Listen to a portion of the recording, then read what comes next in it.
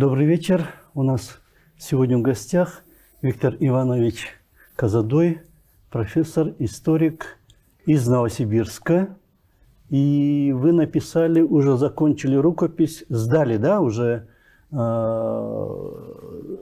это, типографию сдали или куда? Нет, еще. Еще Здравствуйте, да. Я закончил рукопись, и сейчас идет так называемый этап, очень мучительной предпечатной подготовки. Там смотрит сейчас литературный редактор, потом рецензенты. После того, как они закончат эту работу, вносятся правки какие-то, там, корректура. И дальше сдает книгу уже для создания оригинала макета. Корректор будет работать еще, дизайн обложки. И только после этого в печать. Но это еще где-то месяца 2, наверное, будет. Иллюстраций много? Я иллюстрации не использовал, потому что это сейчас, не знаю, как у вас, а у нас очень большие проблемы по поводу авторских прав. Если чужие там использовать, это надо вступать там в длительные переговоры. Использовать своих я тоже как бы не знаю, как это все делать. Поэтому у меня будет сплошной текст такой, как бы в этом отношении. Ну, если потом в дальнейшем кого-то... Второе издание. Да, будет какие-то желания, там, если востребованность будет. Я же не знаю, как будет воспринято. Это моя версия, как бы, моя история, как бы, мое видение, вернее, история. Как аудитория будет воспринимать. Может быть, там помидорами закидает. Это эпоха и личность князя Иринека, да? Да. Иринек – это кыргызский князь, который погиб в конце 17 века, да? Да. Угу. Ну, это вторая половина, история вторая половина 17 века в Сибири. Что происходило, когда вот сложные такие процессы были, геополитические.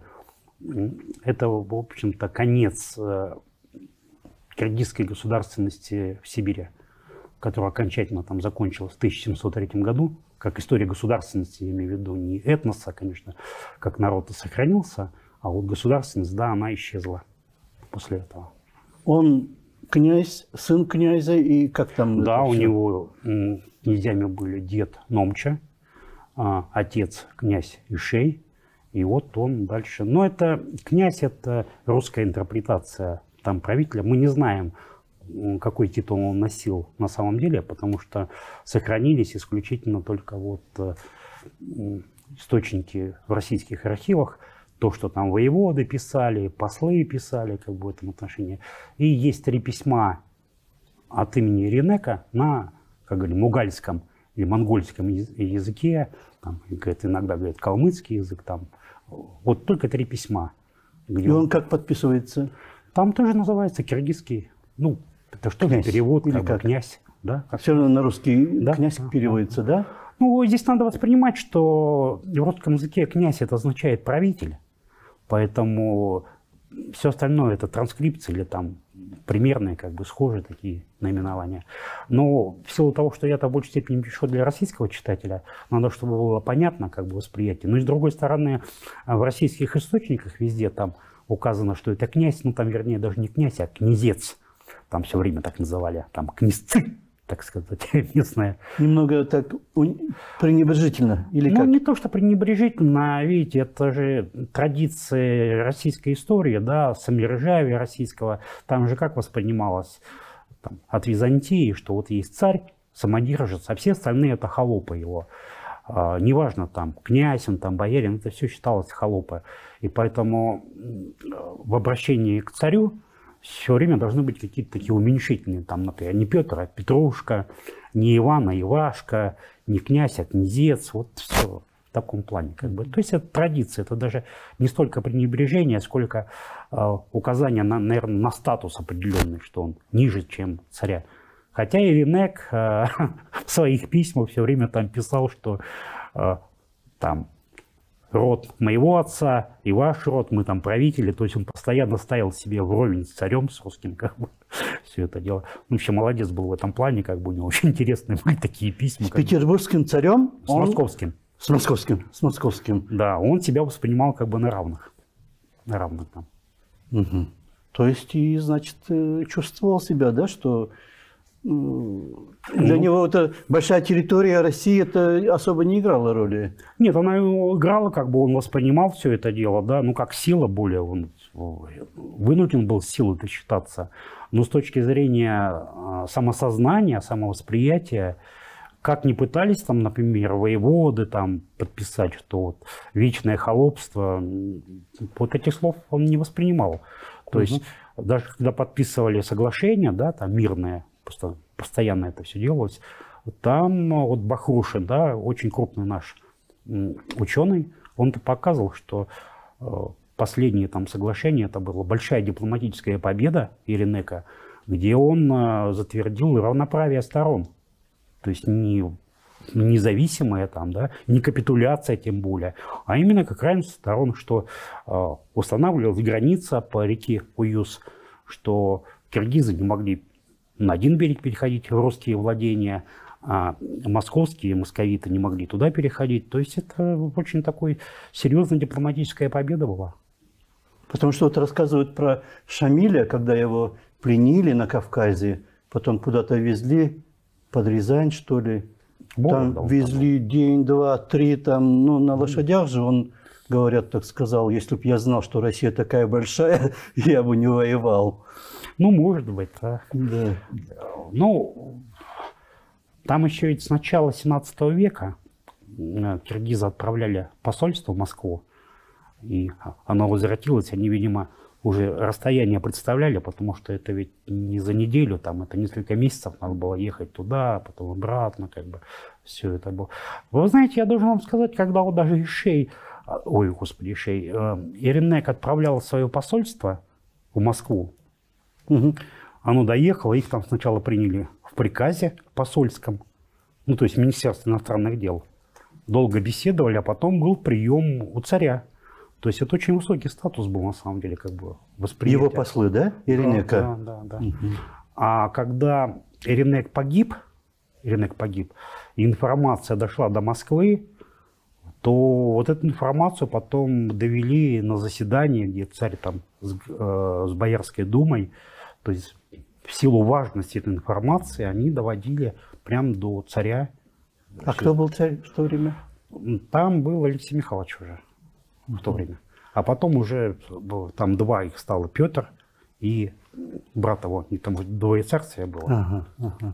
Он погиб, получается, в 1687 год, да? Да. И прервалась государственность в 1703. Она еще, да, в 703. После него эти князья не такие сильные оказались, да? Не было авторитета такого сильного, они не смогли удержать. То есть заслуга и достоинство Иринека была в том, что вот как раз это то, что называется личностный фактор, очень сильный влияние, когда ему, с одной стороны, удалось объединить, используя там различные приемы, все-таки у него был вклад в разгром Алтын-хана, он наладил отношения с джунгарами, он выстроил отношения с московскими властями, как бы там ни было. Последнее, что было, это подписание, ну, по сути дела, мирного соглашения. И уже последнее, когда они заключили, уже военных действий не было как таковых. После этого, да? Да. А в каком году это соглашение? Это 1684 год. То еще несколько лет они жили, пока вот его не призывали джунгары на свою войну. Я ее называю в книге «Чужая война», потому что, ну, киргизам не было вот потребности там воевать, потому что джунгары воевали с монголами, они там между собой разборки, но в силу того, что это была некая вассальная зависимость от джунгар, они должны были поставлять своих бойцов на эту войну, и попали в засаду, их там, по сути дела, всех побили. Весь отряд, и самого Иринека, и его сына, еще два пасынка и несколько сот его бойцов не погибли. И там... после этого... Да, и после этого, как обычно, начинается разброд и шатание. В этом как бы такой уникальности нет. Это, наверное, у многих народов там в истории всегда так происходит. Есть сильный лидер, он объединяет, как объединяющий такой фактор, очень сильный. И я вот в своей книге как раз и пытался найти, посмотреть на большую такую временной лак исторический глазами, так условно, одного исторического деятеля Иринека. То есть для этого надо было понять всю его предыдущую деятельность, как он этого достиг. как он, почему именно он-то, почему, вот, из чего складывался его личностный ресурс, что он смог обладать таким авторитетом, таким влиянием, как бы очень сильным. И я это вот в своей книге пытаюсь это все дело проследить. Ну, я для себя ответ нашел, не знаю, как там читатели будут. Ну, мы почитаем, да. Да. Потому что там очень много таких моментов неясных, как рабочие версии, вопросы, потому что любой исследователь, прежде чем писать, он вырабатывает рабочую версию, которая в ходе исследования она может подтвердиться или не подтвердиться, либо ставит себе вопросы, на которые надо найти ответы.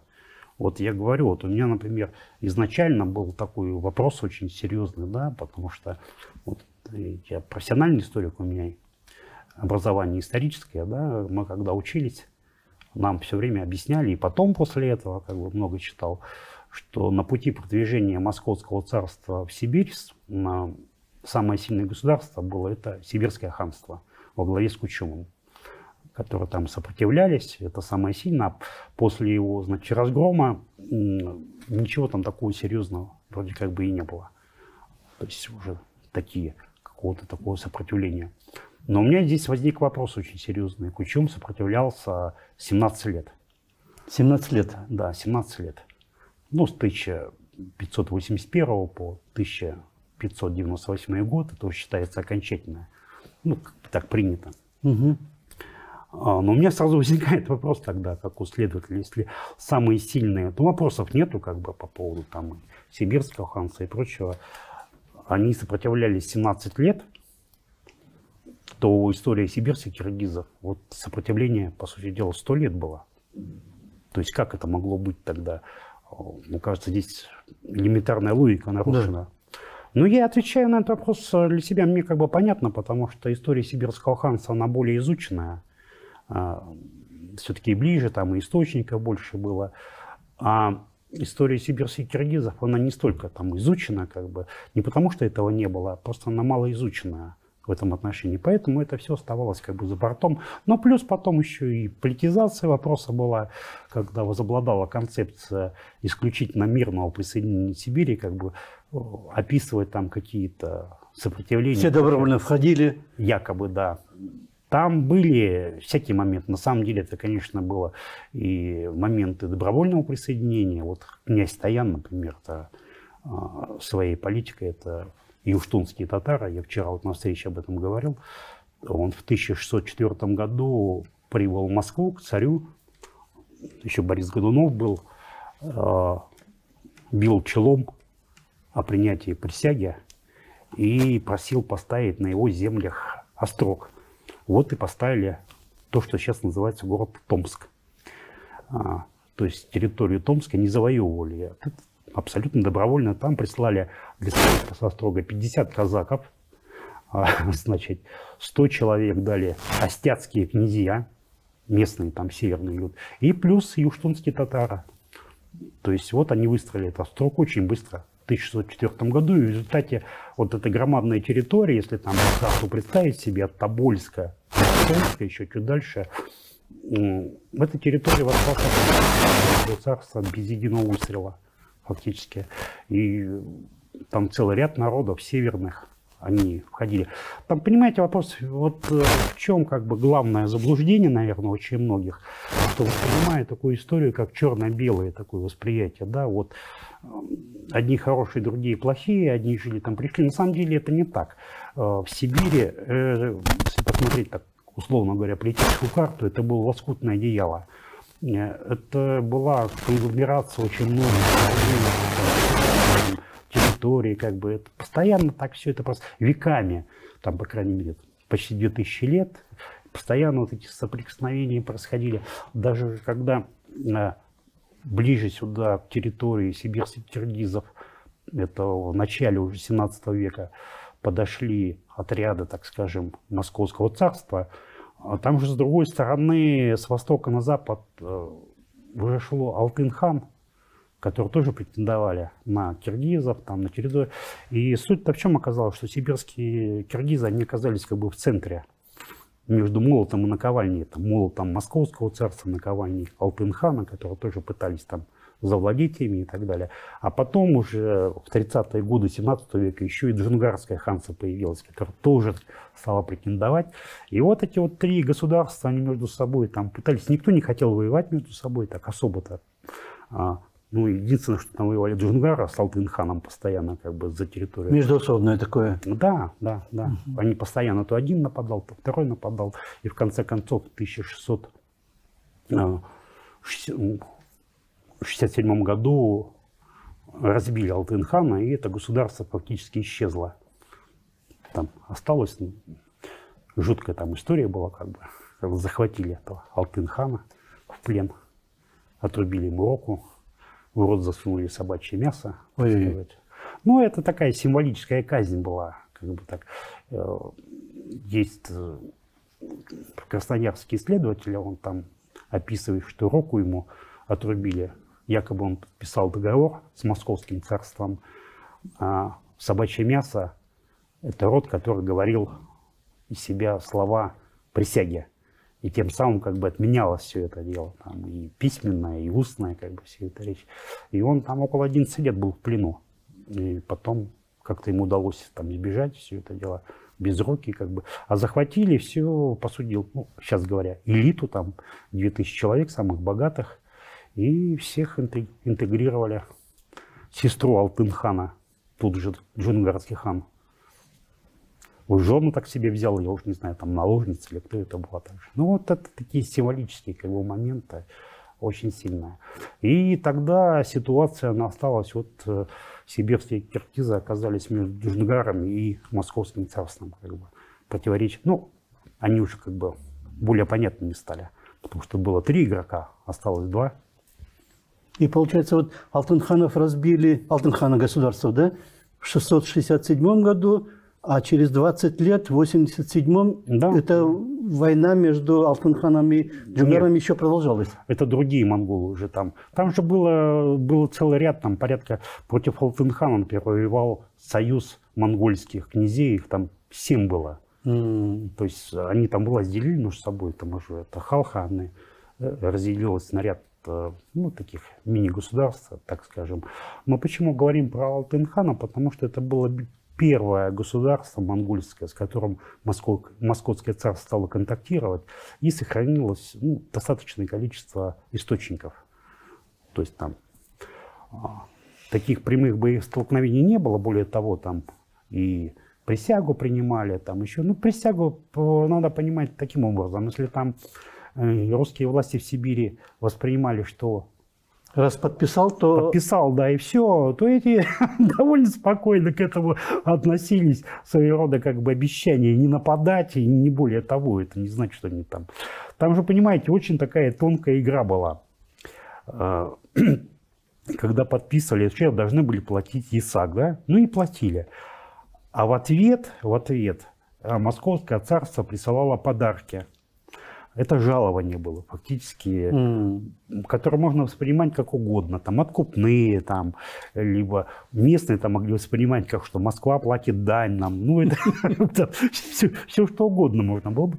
Потому что там подарки, это был там перечень, там, какие подарки должны получить, там еще. И Москва присылала эти подарки, даже вот там и Иринеку присылали потом уже, когда вот последнее соглашение подписывали. И ему там, и жене его, там, и братьям, там такой перечень прям. Ну, солидные подарки были. С Алтын-ханом как-то там была задержка, так он послов отправил выяснять там, типа, где подарки? Подарки-то будут, и что, как мы там происходит. Но это, говорю, свои традиции, свое время как бы определенное.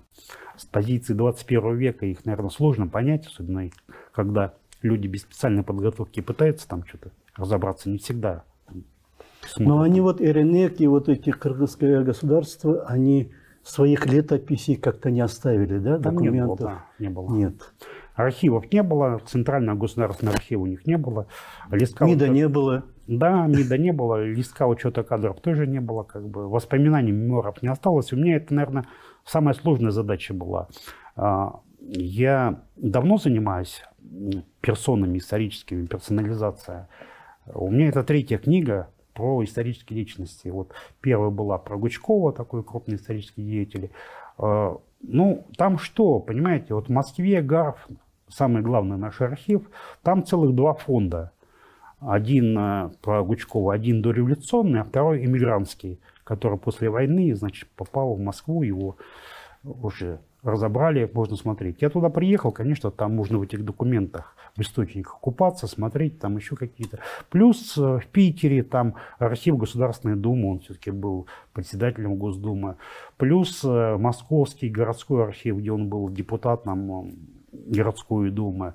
В Санкт-Петербурге был депутатом Государственной Думы. Плюс он работал в Нижнем Новгороде в конце 19 века. То есть источников довольно много. Я вот в Нижнем Новгороде нашел новый источник, который никто до этого не видел. Личные письма его там с подписью, все это самое. 8 писем. Понятно. Плюс газеты, плюс мемуары, воспоминания там соратников. Вот. Ну, то есть большой объем, как бы, который надо было вот, отследить.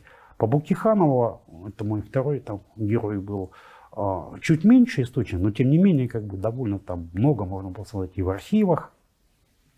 И я нашел тоже уникальные документы, ранее не введенные в научный оборот. А с Иринеком, конечно, все сложнее.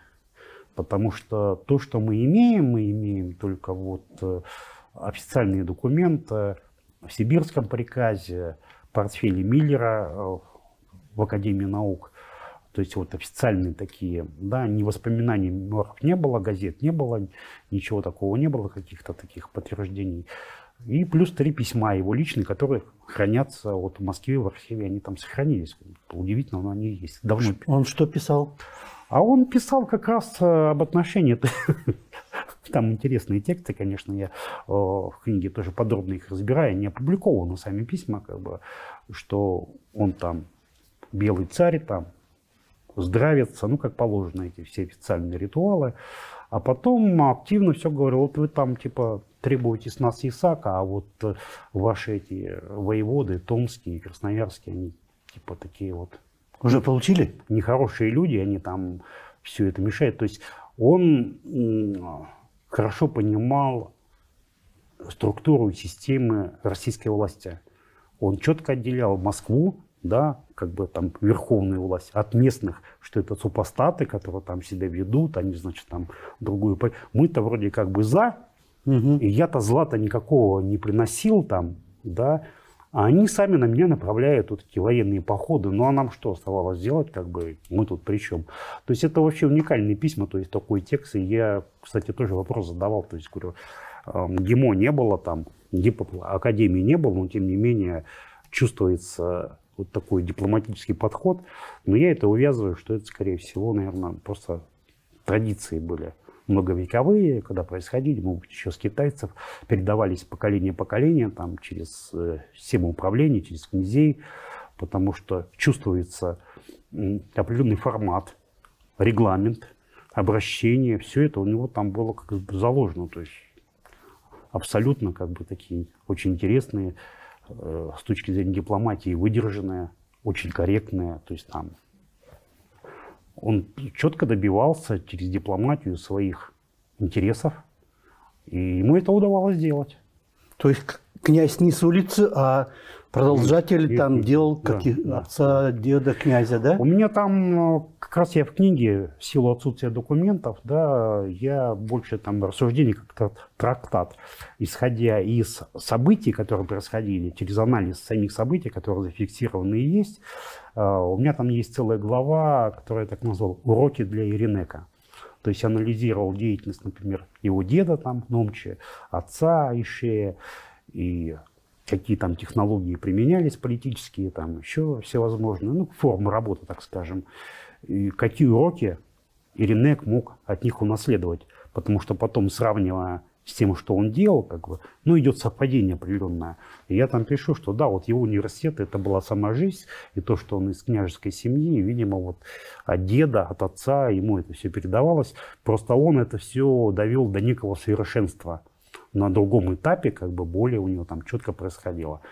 Этому тоже есть определенное объяснение, потому что все-таки дед его, Номча, это представитель такого старого поколения, который еще мечтал, видимо, о возвращении старых добрых времен, когда все тихо, спокойно было.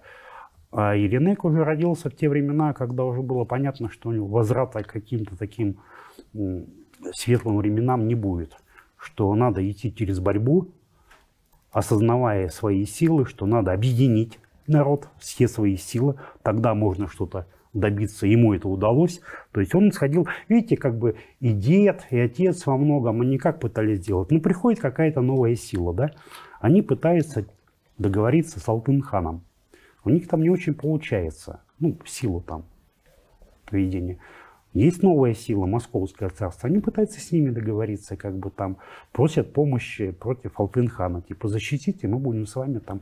Алтын-хану примерно то же самое говорят, что там защитите, и вот там пытаются как-то делать, да. Играть. Но это нормально, как бы, это есть дипломатия, это есть политика, в этом ничего плохого нет, наоборот, даже я так воспринимаю, что это довольно высокий уровень, как бы, понимания, не просто примитивно выйти там в поле, да, и сложить там голову, так сказать, героически, как некоторые пишут. Я говорю, ну и в чем смысл-то?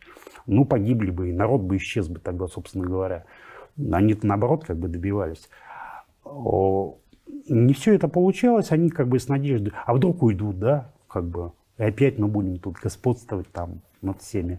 У Иринека уже, конечно, другая позиция была. Это был политик и лидер, так скажем, нового поколения. Они родились уже в новых условиях. Но это, знаете, как вот я говорю, когда Советский Союз распался, очень многие мечтали, что вот сейчас маленько тут демократы побузят, и потом все вернется Пыль назад. осядет. Пыль осядет, все вернется назад. Портком мы закрывать не будем, пусть они будут, на всякий случай. Портреты Брежнева снимать не будем, пусть висят, как бы так сюда. Ну, не свершилось. Ну, очень схожие. Конечно, это нельзя там один к одному. Но во многом, понимаете, как бы века прошли, изменения какие? Ну, изменения происходят там, технические коммуникации, связь, там, технологии меняются. А политические процессы, они же во многом те же самые, как бы, как Платон написал, государство, да, все это все идет, как бы изучает. И в разных странах все примерно одинаково. То есть в этом смысле это мало что изменилось, как бы, потому что если мы внимательно будем смотреть, там, система управления, взаимоотношений, дипломатия, ну, мало чем отличается, ну, за исключением там нюансов временных, как бы, а коренная система-то она вся та же самая, но очень близкая и похожая, как бы, поэтому можно смотреть, изучать, как бы, понимать. Я себе задачу, конечно, поставил, откуда вот корни такого будущего величия Иринека. Для меня никаких сомнений нет, что это был действительно великий исторический деятель, которому удалось добиться очень многое. И я там пишу, что его надо поставить в один ряд с Барсбек Каганом, вот, потому что действительно добился очень многого. Если Барсбек Кагана как более-менее там знают, то Иринек это во многом такой забытый вождь. Его надо как бы вот вернуть в историю, как бы знания. И я вот попытался сделать такую. Мне это очень приятно, потому что это первая книга. Вот моя книга — это первая книга по Иринека. Да. Про него очень мало писали, то есть всего 2 статьи, более чем за 100 лет. Это, конечно, ну плюс ваш историк там написал на сайте на одном, как бы, ну, такую обзорную статью, да и все, собственно говоря. В ряде монографий там ученые тоже на уровне упоминания, но оценки прямо противоположные. Вот прямо противоположные, как бы, исходя из тех же событий. Ну, почему оценки разные? Понятно, потому что все используют разную методологию. Да? Когда вот была там советские времена, его там оценивали как разбойничья идеология, там еще чего-то, как бы все. Мешал продвижению? Ну, не то, что он мешал, как бы там по-другому, там не говорили, что там продвижение, что он нападал там на мирных жителей, там еще чего-то, сжигал, там, ну, всякие. Грабил? Ну, это даже в ваших учебниках, как бы, я вот прочитал тогда, шалел немного, думаю, я не буду там комментировать, как бы, думаю, ну, как-то странно, это очень мне показалось, как бы. Вот. Ну да, действительно, наш предок, а мы его называем разбойником, да? Ну, тут же всегда надо вопрос задавать. А что он должен был делать? Да. Вот приходит военный отряд там, да, на территорию, на их территорию. Он что должен делать? взять, убежать, или там сдаться, или погибнуть. Естественно, он будет сопротивляться. Газету «Правда» он не читал. Да. Он же правитель. Любой правитель обязан защищать свой народ, свое население, иначе он не будет правителем, как бы. Ну, у них эта необходимость была. Это, в конце концов, вопрос выживания, как бы там ни было. Они просто обречены были на это дело, это все понятно. Я, кстати, знаете, я должен вам сказать, что даже вот по архивным документам, которые вот от Московского царства, я бы не сказал, чтобы там к нему как-то так относились очень плохо. Да, его там называли разменник, но это официоз, который надо было сделать. А так вот описание все это происходило, и как-то вот такого злодейства, наверное, да, не очень-то описывали. Потому что он не выходил за какие-то рамки, не делал ничего такого, чего не делали другие. То есть, с нашей точки зрения, это, наверное, как бы сейчас ужасно там смотрится, но тогда была другая история, как бы, и все вели себя таким образом, как бы, непонятно, тут мало он там чем отличался в этом плане. Мне, кстати, вот писали, да, в Фейсбуке, что там, типа, Виктор Иванович, мы там надеемся, он там не проливал крови, там еще что-то такое.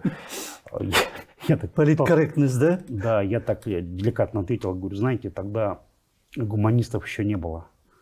Если были, то очень мало, как бы, с разных сторон, как бы, там, гуманисты, там, еще что-то такое. Поэтому надо спокойнее к этому относиться.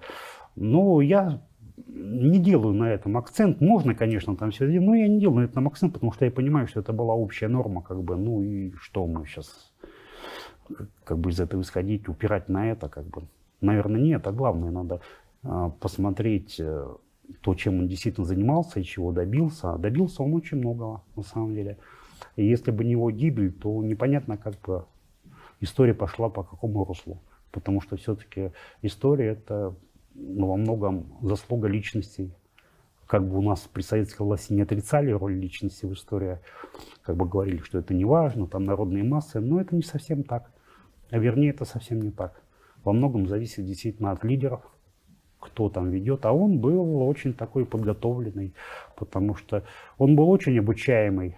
Он воспринимал новые формы, потому что я говорю, вот когда я говорю там столетнее сопротивление, а у него, по сути дела, получается это 27 лет, с 60-го года по 87-й. Его личное вот это. Да, лично, так сказать, то, что зафиксировано в документах. У него были некоторые военные поражения, но он в войне не проиграл. Его военным путем, так сказать, не закабалили, не сделали. То есть, и я, конечно, ставил себе вопрос, а за счет чего? Да, я там для себя вывод сделал, что это он применял формы и методы, там, стратегии, тактика партизанской войны. То, что потом, уже позже начали применять в других странах, в других там государствах, другие народы. Я потому что, знаете, как бы вот читал Миллера, да, мне было интересно ответить на вопрос, почему они 100 лет сопротивлялись, да, как бы слабые, а сильные за 17 лет там. Кучом 17 лет. Да.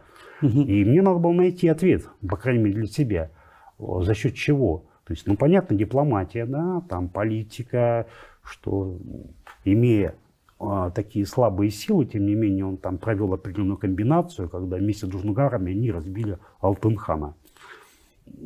Потому что я вот смотрю там по политическим действиям, лично у меня нет никаких сомнений, что там была большая его роль, как бы я там описывал специально, у меня глава будет «Ловушка для хана». Как они заманили его в ловушку, так сказать. Я там даже такой образ привожу, что киргизы всегда были хорошие охотники, огонная охота, когда там ставит, ловушки расставляет, и зверь попадает в эту ловушку. И вот очень похоже, как бы, в этом плане. Ну, там много всяких комбинаций было, как бы, происходило. А дальше за счет чего? Я вот смотрел работу Миллера, где он там описывал там нападение. Он, конечно, выводы делал своеобразные, он не мог ответить. Методология слабая была. Но я когда смотрел, у меня сразу образ возник очень четко. Это схожесть, что я это все знаю уже. Технологию, все эти подходы, как бы, вот, сопротивления на примере англо-бурской войны.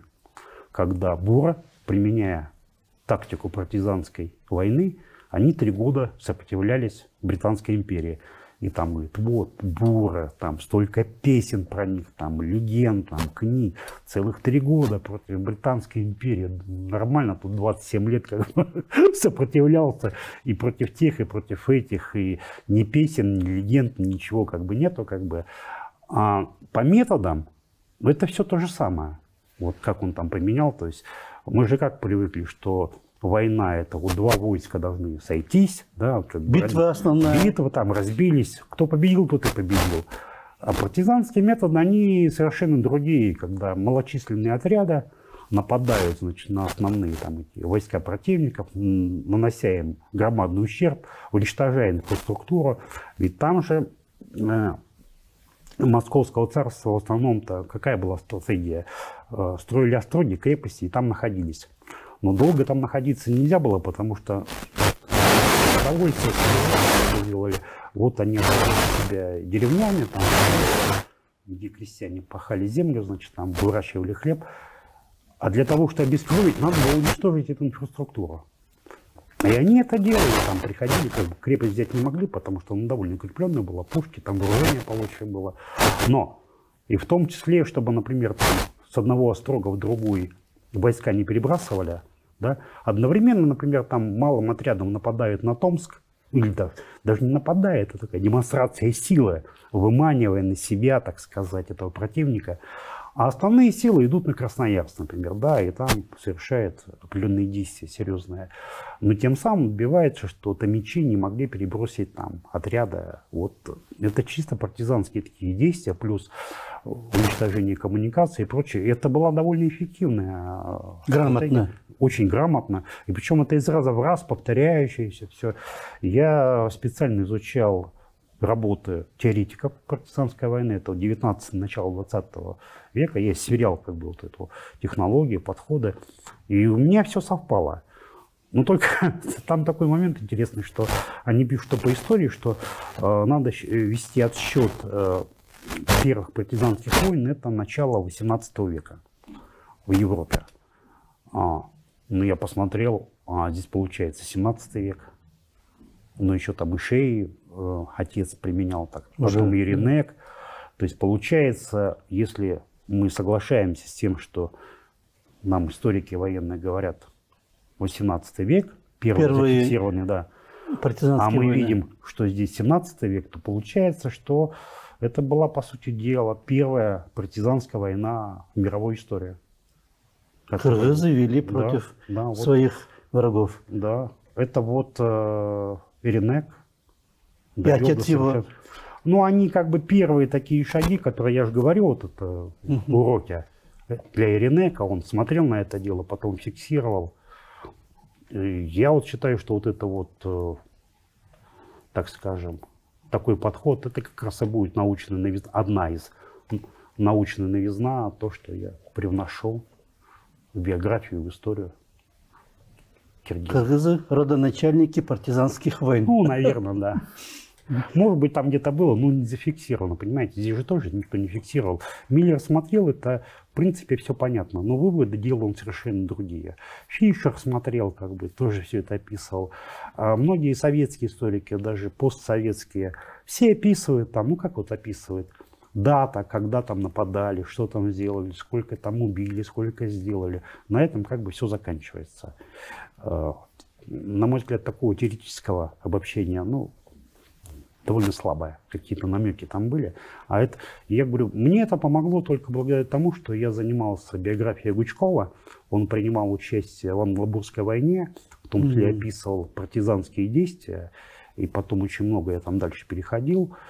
И почему, говорю, я потом начал смотреть Киргизов, да, у меня в голове возникло, что я это все знаю, потому что я это действительно изучал и исследовал с точки зрения вот биографии Гучкова. Там много там описаний его, он там герой такой был, попал в плен, ранен был и всегда так воспринимал, потом он всю жизнь хромал, его потом из плена выкупали. Брат его старший поехал в Лондон, там заплатил денег, его отпустили, как бы так, ну это все. Он на Англобурской войне, да? Да, он против англичан воевал. Против англичан, попал в плен. Иринек погиб, он попал в засаду, да? Да. Что-то такое. Где-то в районе Телецкого озера. Угу.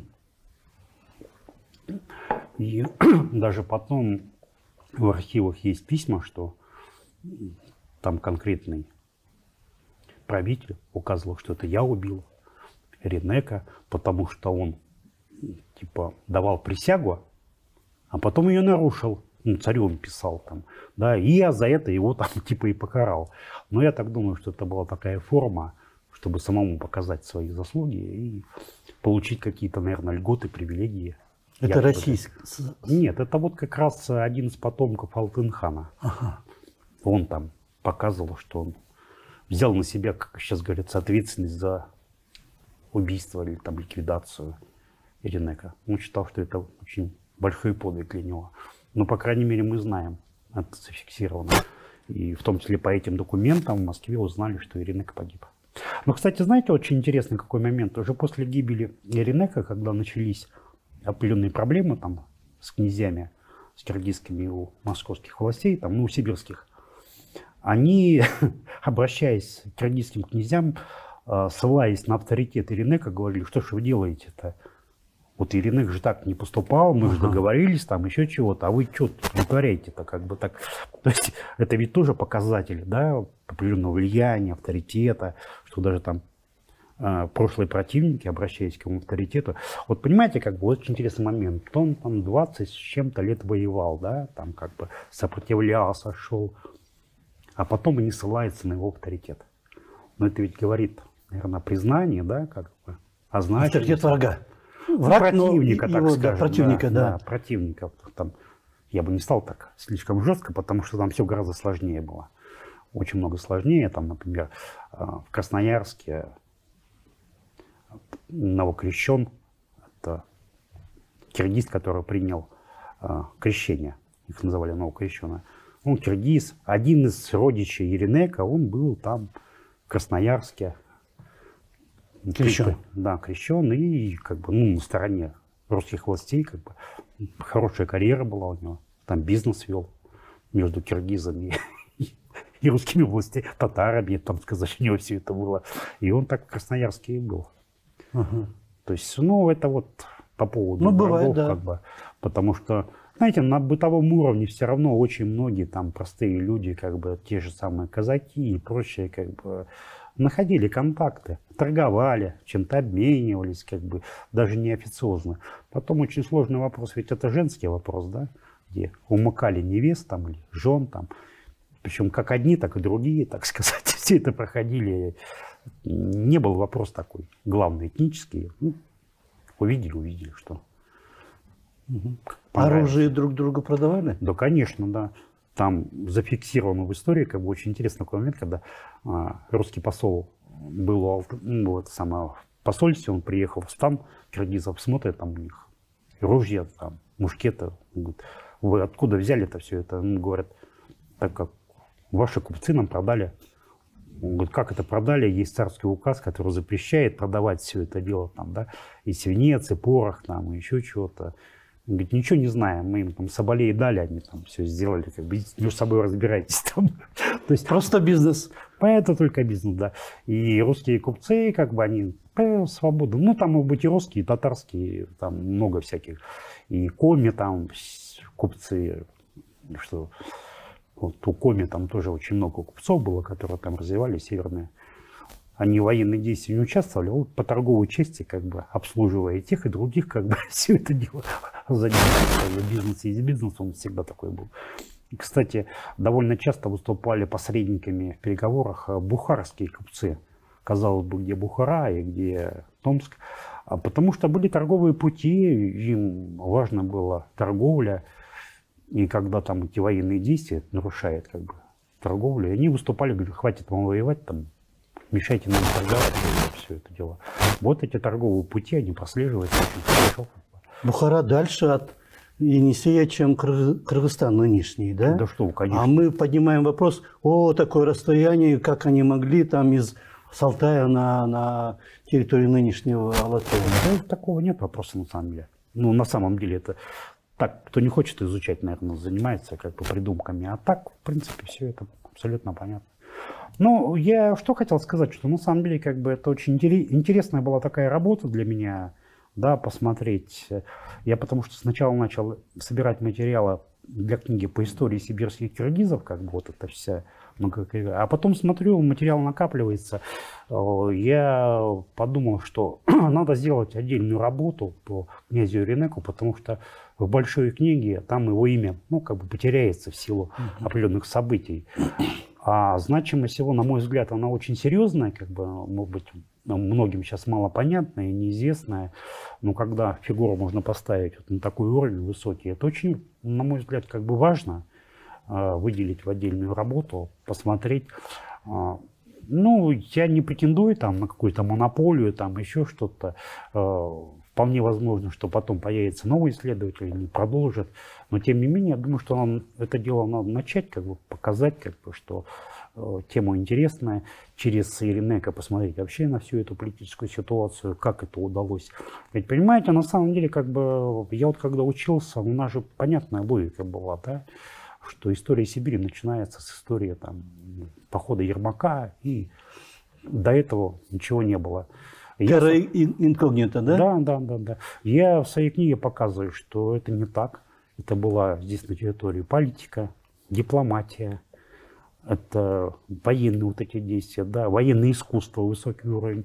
Ну, то есть это никак не показывает, что это какая-то была территория такая там примитивная, народы какие-то, непонятно что.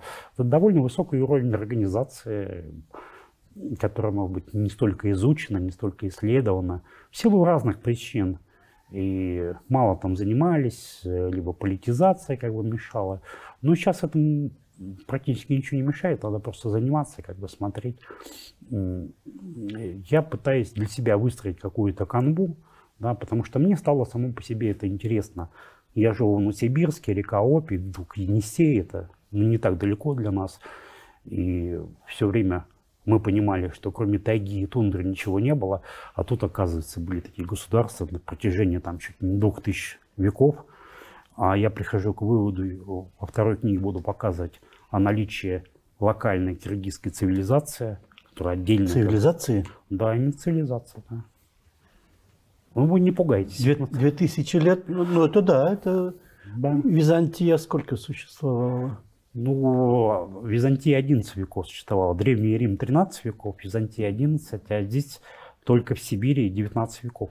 Кыргызская государственность. Да. История киргизской государственности 19 веков. И она не изучена, получается. Ну, она изучалась, какие-то фрагменты определенные, более-менее хорошо. Так, более-менее изучен. Вот советский период. Советский, нет, но это уже после. Великой Державе, например, да. Каганат, 9-10 века, потому что источники есть, и как бы это есть. Все. Но важно ведь понять, что было до этого. Главное понять. А вот этот период, который после, там, особенно монгольского нашествия, ваши вот ученые многие, что в 13 веке там государственность прекратилась, ее и не было уже больше. Ну, я с этим не согласен, конечно, как бы, потому что документы говорят о другом. Что в 13 я вообще не понимаю с точки зрения даже политологии, как такое может быть, что в 13 веке государство прекратилось, а потом в 20 веке вдруг возникло. С чего там, что 7 веков сохраняло как бы потенциальную возможность становления. Потому что если мы сейчас посмотрим на даже периодизацию истории, там получалось 3 век, первое упоминание. Потом провал определенный, да, 6 век, то есть это получается там чуть не 8 веков.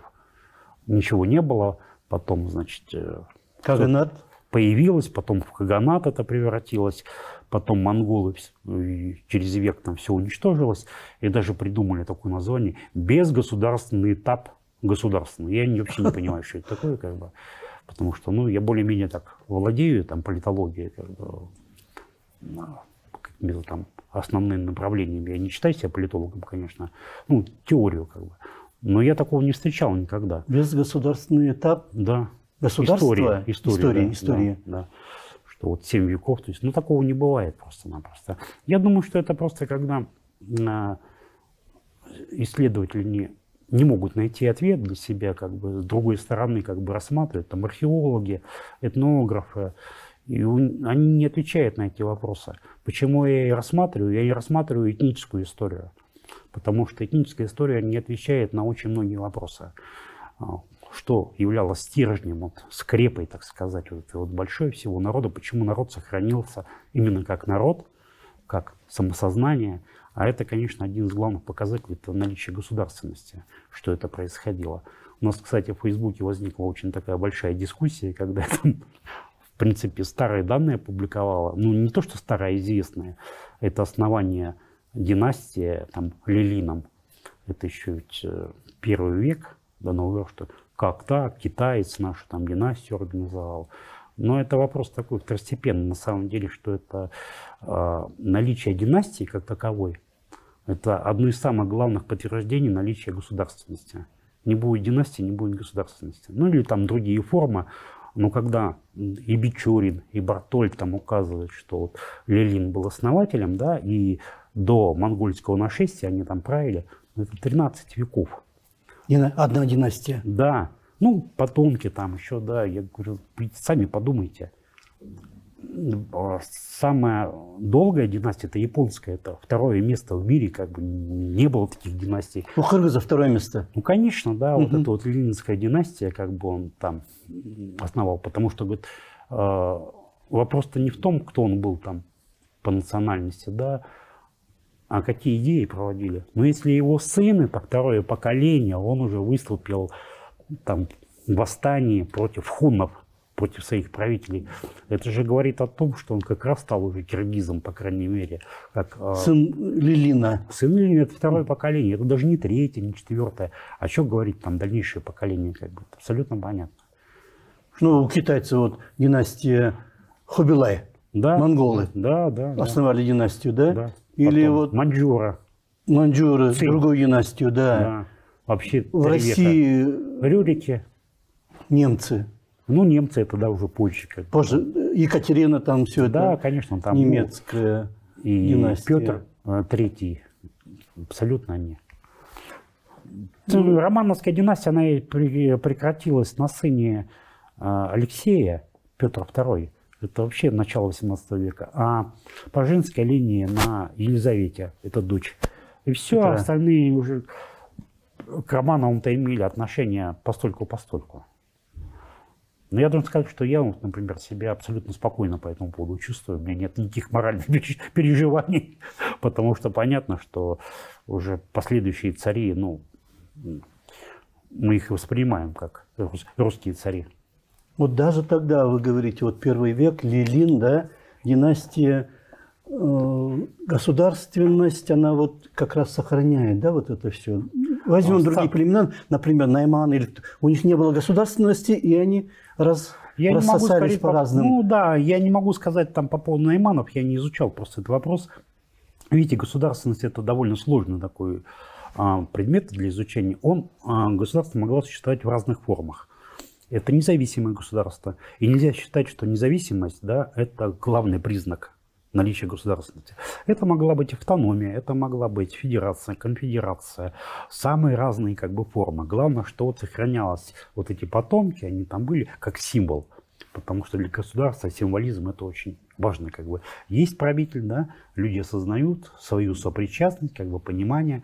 И вот наличие этого государственности — это был один из главных такой стержень, который помогал сохранять вот самосознание, что мы есть вот такой народ.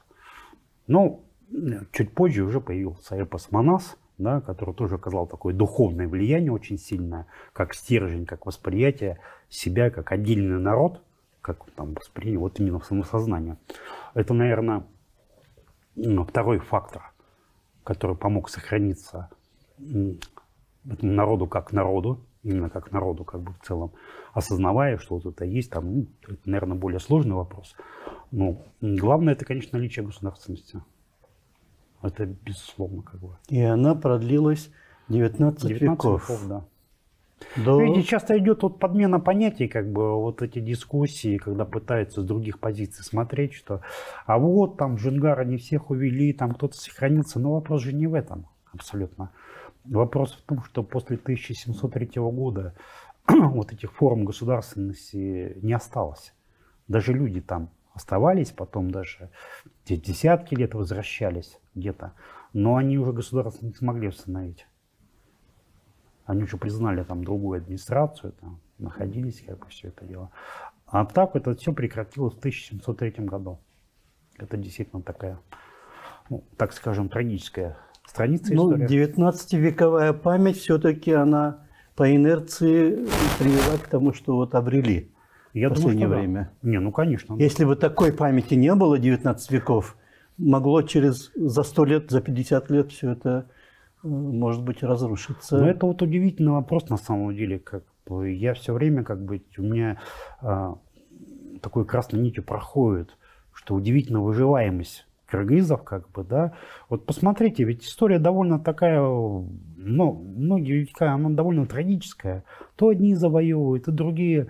Вот многие так прохладно относятся. Ну, завоевали. Но это же там никто розы-то не раздавал друг другу. Что значит завоевали? Надо было ЕСАК платить, налог платить, отдавать молодежь в армию, там куда-то уходить. Там.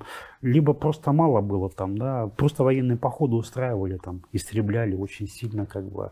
Вот по поводу Алтын-хана, когда киргизские князья сбегали там даже под защиту красноярского воевода, да, они там показания давали, что, говорят, мы, говорит, много еще переживали, но вот эти походы Алтын-хана, говорит, такого никогда не было. Когда там чуть не половину населения они истребили просто-напросто. Это очень... Кто? Алтын-хан. Алтын-хан. Киргизов, да. Угу. Они приходили, как бы вассальные, он требовал с них ЕСАК, потом было мало.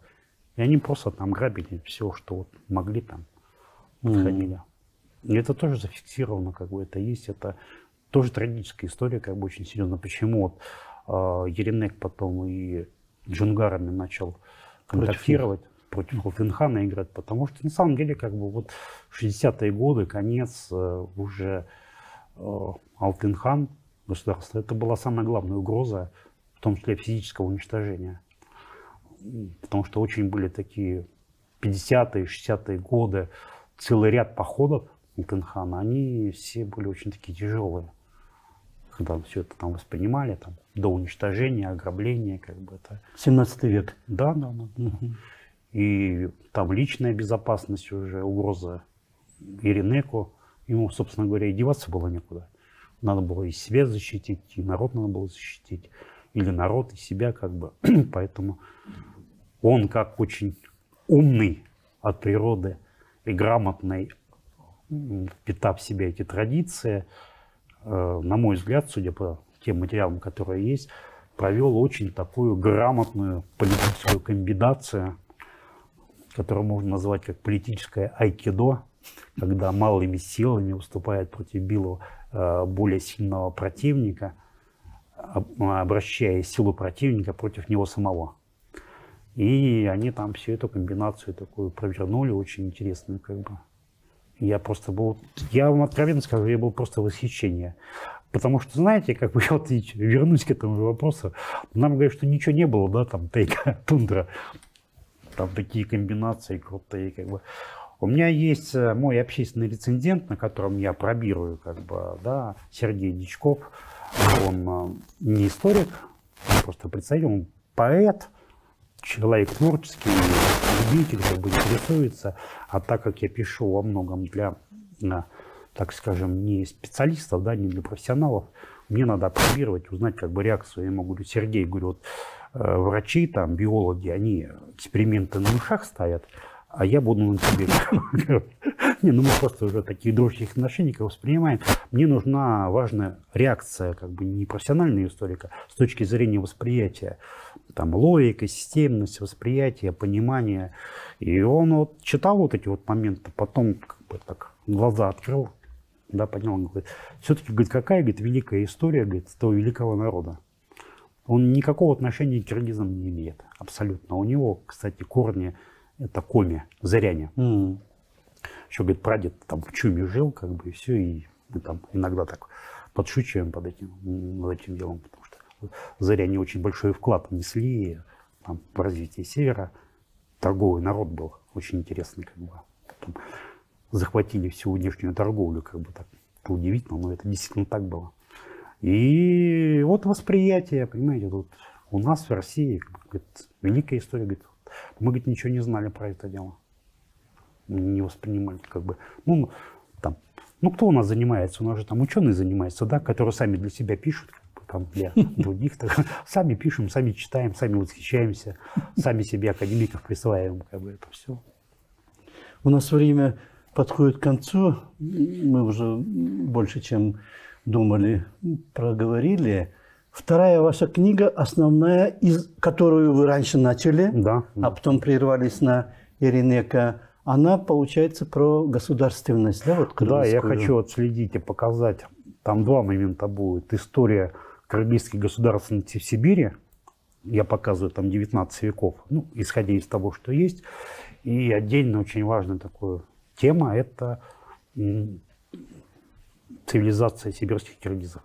Цивилизация все-таки. Да, я настаиваю, что это была цивилизация. А что говорят ученые, ваши коллеги? Меня это пока мало интересует, что они говорят. Потому что, ну, что они могут сказать? Они, конечно, будут там сомневаться в этом плане. А вот признаки цивилизации какие должны быть? Ой, вы знаете, это можно отдельную тему как бы задевать, Отдельную, это да. очень долгое, потому что я могу сказать только одно, что общепринятого понимания даже на уровне терминологии, что такое цивилизация, его нет. И очень многие там интерпретируют так, как они сами пожелают. У нас есть основоположники этого цивилизационного подхода, это Тойнби, Шпенглер, Данилевский, как бы еще целый ряд. От них, как правило, отталкивается, но такого согласия, например, ну, у гуманитариев вообще редко кто совпадает там по названию. Вот я знаю, что определили культуру, их около 300. Что такое культура, как бы там другие как бы какие-то критерии. Это и хорошо, и плохо. Плохо, что нет какого-то понимания, а хорошо, тогда это освобождает путь, как бы руки там, ты можешь делать, что есть. Я специально сидел по этому поводу в Татарстан, Казань, потому что нам ученые Татарстана, они очень активно разрабатывают тему цивилизации волжских булгар. И я специально там с ними познакомился, взял эту литературу, посмотреть, а как они там, что это все смотрят. Ну, вполне как бы логично. История волжских булгар, она значительно меньше, чем киргизов. Какие-то критерии, даже там мы с одним коллегой разговаривали, он сначала говорит, ну, Виктор Иванович, ну какая цивилизация, ну что вы там, для цивилизации обязательно требование наличия городов. И я говорю, так а в чем вопрос-то? И он сам осекся, говорит, ну вообще-то да. Были города? Да, были, да, города, потому что там тоже вопрос большой такой. Потом говорит, не, ну самое главное же там, это должен быть свой язык. Я говорю, так а в чем вопрос? Он говорит, ну вообще-то да. Понимаете, вопрос какой? Письменность? Да, и письменность, да. Я говорил, письменность. Ага. Я говорю, ну в чем вопрос-то? Понятно. Дело-то вот в чем. Что человек, исследователь, очень грамотный, очень образованный, как бы подготовленный, просто не вникает в другую, так сказать. И не потому, что они отрицают. Просто неинтересно. Не интересовались, есть своя тема, как бы, и вдруг потом, когда начинает что-то говорить, да, вызывает удивление, как бы, ну, такого, наверное, не может быть, потому что никто же не писал про это, да, что это вдруг? Ну, не писал, не писал. А если это не исследовано, не изучено, это не значит, что этого нет. Я вот буквально по крупицам собираю там материалы, что касается земледелия, да, вот это вот, там, ремесла.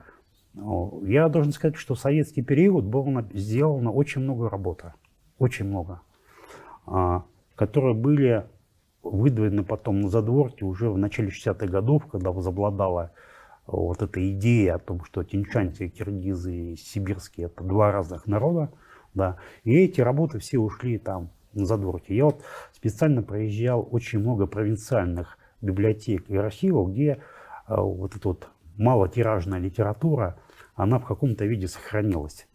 И я там ее буквально, ну, в свое время, там, 50-е годы издавал там 300 экземпляров, да.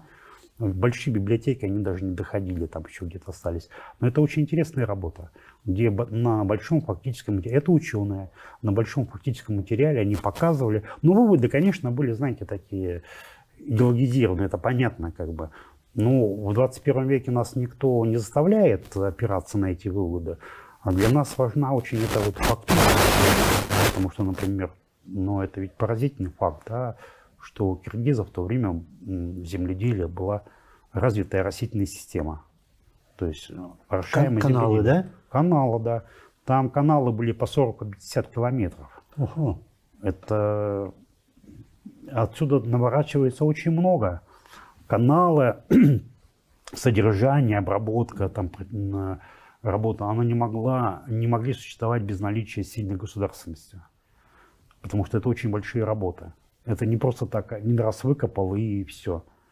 Наличие каналов, работающих веками, это ведь о чем говорит? Если так подумать хорошенько, да? Ведь тогда же не было электричества, которое компенсирует. Это вот 50 километров надо было рассчитать такой уклон, да, чтобы вода текла, там стоит дамба, еще что-то. Я даже там писал в Фейсбуке, говорю, я буду доказывать, что у киргизов того времени существовала инженерная мысль. То есть были инженеры. Это на самом деле как бы, ну вот пирамиды строили, там египтяне тоже инженерная мысль, как бы все происходило. Там какая там инженерная, что-то. Кочевники. Ну, я как раз и говорю, что кочевники-то кочевники, но не совсем чтобы кочевники, потому что я вообще слабо представляю вот земледелие, да, вот растительные каналы. Причем, знаете, там вот ученые там все это описывают, потом говорят, но тем не менее земледелие у киргизов было примитивным. И нормально все-таки, вот Месопотамия. 50 километров да, канал да. примитивно, да? Ну давайте выстроим там, мы каналы прорыть не можем на дачу у себя как бы следует. Мы такие с дипломами, с степенями как бы все это самое. Удивительно другое, вот, например, в Месопотамии каналы, да, это высокоразвитое земледелие. В Китае каналы, высокоразвитое земледелие. У киргизов каналы это примитивное. Вы понимаете, как бы ситуация? Подход. Подход, да. Во многом все это было политизировано. Задача, наверное, заключается даже не в том, чтобы искать какие-то новые там факты, источники. Надо вот эти старые хотя бы факты обобщить, очистить их, убрать эту идеологическую шелуху, чтобы они засверкали там какими-то новыми гранями, и дальше уже идти. Если в свое время ученые ушли в каком-то другом направлении, в другую сторону, и там оказался тупик, то это как туристы. Если там заблудился в тайге, надо вернуться на старое место, да, откуда ты шел, и пойти в другом направлении. Вот я тоже так думаю. Ведь в 20-е, 30-е, 40-е годы Бартольд, Бирнштейн, они ведь очень много сделали. Очень много сделали. Но потом Бартольд умер. Бирнштейн тоже очень рано умер, там 40 с чем-то лет. И их работы, ну, как бы использовали их имена, да, выхолащивая суть того, о чем они там писали и говорили. Вроде как бы их и не забыли. Против да? Абрамзона какие-то гонения тоже очень были, да? сильные, да, конечно. Да. Там очень много было, как бы. Потому что когда вот новая позиция этого возобладала, и всей академической науки Кыргызстана, вот это вот все вымели о том, что это дети одного народа, там, тиньшанские, сибирские и так далее. Ну, я думаю, что надо к этому вернуться. Ну, сейчас идет возвращение, конечно. Ну, то есть окончательно надо как бы закреплять и не выдумывать тут. Причем вот некоторые там слабонервные деятели говорят, что вы почему делите там наш народ на две, там как бы, ну, вот ко мне обращаться, это просто глупость какая-то уже в таком плане. Я, когда говорю о сибирских киргизах, я лишь указываю на территориальность, на локацию, не более того.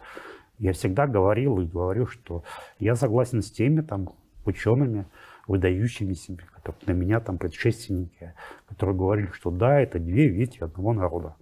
И я в своих работах как бы смотрел и показывал, да, я это вижу. Даже вот 18 век, начало, я вот в Омске нашел документы, которые говорили, что поселили именно тиньшань. И я описываю там 20 век, где они проживают и до сих пор. Там, понимаете, как бы вопрос, я же постоянно как бы в таком на пике нахожусь. Там мне пишут, ну да, Еренек вроде уже там согласны, что он киргиз был, потому что он очень многие говорят хакасы. Ну да, там типа это все интересно, но к современным киргизам он не имеет никакого отношения. Я говорю, здрасте, опять 25 как бы. Что значит не имеет? Вот как раз это увязка начала 18 века, когда Джунгар увели, они же сюда привели. В районе Тиньшаня. Ну, часть, конечно, да. Ну, тут мы в целом-то не можем говорить. Мы до конца не знаем. Переписи населения ведь не было, понимаете. Когда Джунгар уводили, многие же попрятались там. Кто в горы, кто в леса. Кыштыма попрятались, другие попрятались, как бы еще там происходили. Но вот часть ушла, как бы, да, во главе с сыном там Еренека, князь Вот я не знаю дальнейшую историю. Он куда, сын Еренека? Он уходил, там 3 колоннами уводили киргизов, и он возглавлял одну из колонн. И куда? Вот на Тянь-Шань. На Тянь-Шань. Да. Уходили. У нас очень много мы проговорили. Я думаю, давайте мы сделаем интервью, когда вы с Иссык-Куля вернетесь через где-то 10 дней, да? Около 10 дней. Да. Еще одно интервью. Это будет полное не погружение. против. Нет, да я с удовольствием, мне очень приятно с вами общаться, конечно. Это всегда вообще приятно, когда есть внимание к той работе, которую делаешь. Мы эти историки не избалованы таким особым вниманием, поэтому... Всё. Большое спасибо вам за то, что пригласили. Очень приятно. Спасибо вам большое за ваше исследование, за вообще вот этот подход к этой истории. У нас в гостях был профессор Виктор Иванович Казадой, который работает в Новосибирске. Вы были директором института, да, истории. Сейчас... Кем я только не был. Богатый жизненный путь. И сейчас самое главное у меня вершина, когда можно быть независимым историком и заниматься уже в свое удовольствие. Когда все карьерные помыслы уже позади, уже ничего тебя не волнует, как бы вот вы говорите, там мнение там, коллег. Честно говоря, уже мало интересует мнение коллег самому себе. Самое главное, как я сам себя воспринимаю, это гораздо сложнее. Понравится самому себе, вот особенно когда пишешь, это очень сложно на самом деле. Я очень такой зануда, привередливый, мне кажется, что все не так, это много раз все переписываешь, и все это происходит. Довольно тяжело дается, это абсолютно понятно. Виктор Иванович написал книгу про кыргызского князя Еренека, которая вот в этом году уже выйдет, наверное. Я надеюсь, если там. И начинает другую, еще большую книгу. Ну, это на самом деле логическое продолжение. Потому что фактура там во многом она одинакова, как бы собирается. О государственности кыргызов. И цивилизация. И цивилизации кыргызов. Да, сибирских киргизов. Спасибо. Спасибо большое, Виктор Иванович Казадой. Спасибо. Спасибо. До свидания.